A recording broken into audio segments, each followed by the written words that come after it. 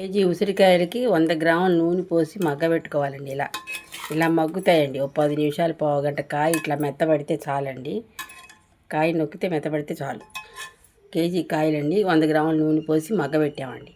మగ్గబెట్టాక ఈ గ్లాస్తో 3/4 గ్లాసు ఉప్పు అండి.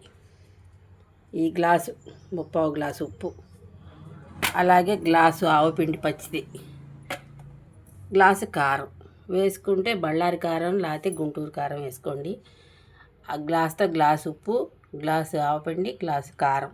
కేజీ కాయలండి ఇవి మగ్గబెట్టా. ఇవి కారం ఉప్పు అన్నీ కలిపాక ఇంకో 200 గ్రాములు పోసుకోండి. కేజీకి 300 గ్రాములు శనగ నూనె పడుతుందండి. ఇదిగో శనగ నూనె అండి, శనగ నూనె. ఇది కేజీ ప్యాకెటు. 300 గ్రాముల నూనె చాలు కేజీ కాయలకి. అలా కలుపుకోండి. కలిపాక ఒకసారి మీకు మళ్ళీ నేను చూపిస్తాను. అదిగోండి, కలిపాక పచ్చడి అలా ఉంది ఎర్ర 5 రోజుల వరకు ఇలా ఉంచేయాలండి.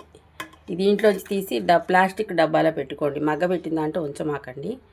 ఇది 5 రోజులకి బూరుతుంది, చక్కగా ఉప్పు పడుతుంది. అప్పుడు నూనె చాలపోతే ఇంకో కొద్దిగా 100 గ్రాములు పోసుకుందరు. కానీ అది కాచిన నూనె పోసుకోవాలి. నూనె కాచాక దాంట్లో కొంచెం ఇంగు వేసుకోండి. వెల్లుల్లిపాయలు వేసుకునేవాళ్ళు వెల్లుల్లిపాయలు వేసుకోండి. ఉసిరావకాయ రెడీ.